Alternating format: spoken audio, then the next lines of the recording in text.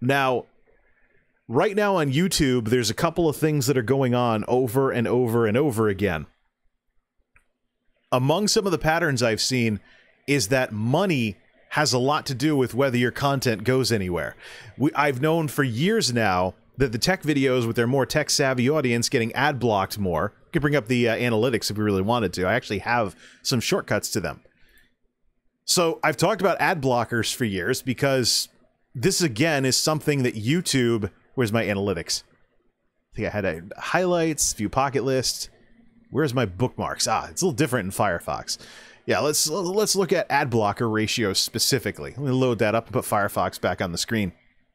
You can always tell what the tech videos are because the money they bring in per month goes from dollars to cents. I know ad blockers are part of that. So here's Forza Horizon 4 with no graphics card. This is sorted by views. What's getting the views here? Forza Horizon 4 with no graphics card is going viral. So it's got a terrible ratio, 245 out of 970. Dryer video, 1943 over 1415. Uglier side of George Foreman grills is very close. Windows 8 versus the Delosaurus, 125 out of 230 for ad blocker ratio. So there's a substantial amount of ad blocking going on. People that have the subscription service for YouTube, YouTube Premium, I already checked with creator support, they count as a monetized playback. Electronics video, 166 over 232. Lysol thing, that's dying because the ratio is widening up again and then it's dying in terms of views.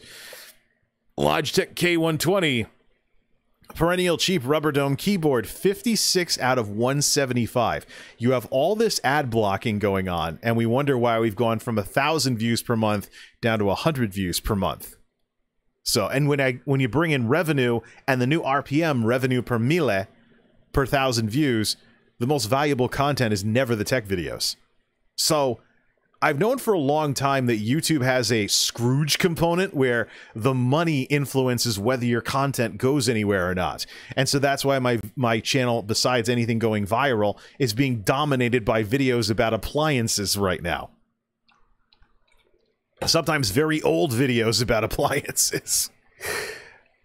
Midnaughts, a Core 2 Quad in 2020, 40 out of 69, only 73 views last month. So here's the thing.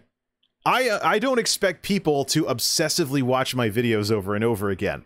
There's always two components to whether or not your content goes anywhere on these platforms, the people and the technology.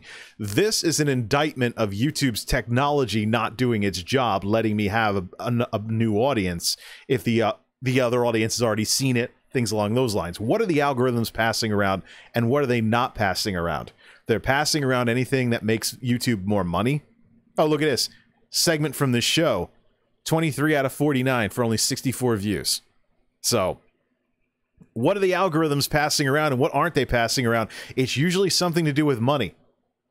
Another thing that could probably be influencing this is something I've seen where CPMs are higher for content that could be used to sell something. And so, if I wanted to crank the revenue on my channel, no tech tinkering.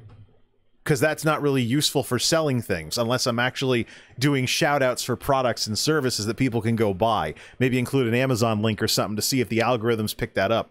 But when I, for example, look at like water pitchers, where's the water filter showdown? I think it's in here somewhere.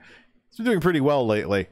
Pandemic mask. I must be okay. The Mana Potion humidifier. Here's an example.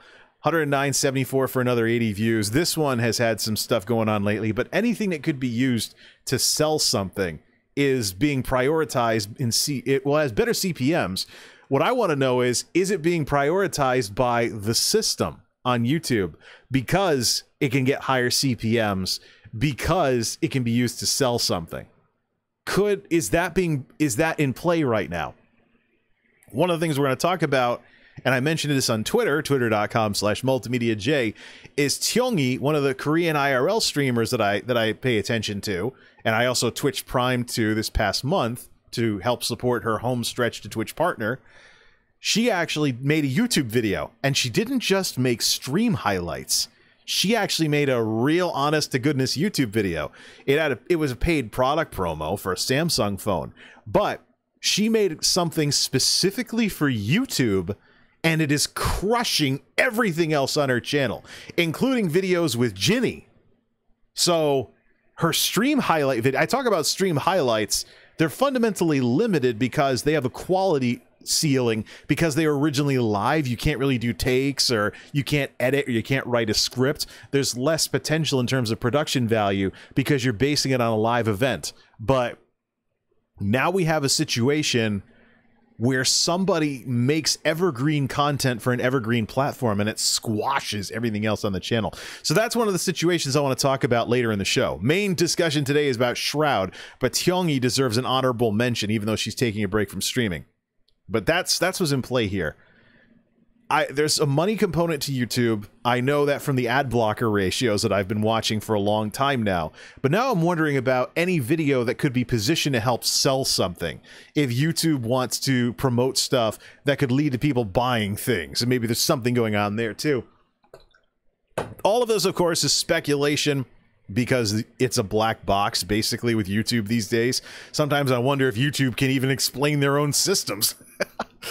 There are some people on channels like Creator Insider that can actually tell you that, you know, your channel, that there are things you can do to boost this, that, or the other. But I just watch the numbers, and I see trends over and over again in the data. And it just shows again and again, there's a money component and things along those lines. So anyways, I am looking at the chat, but I'm going to largely be in bulldozer mode with today's main discussions and stuff. It's always good to talk about how things work with streaming and content creation, as well as the feedback loops between them. So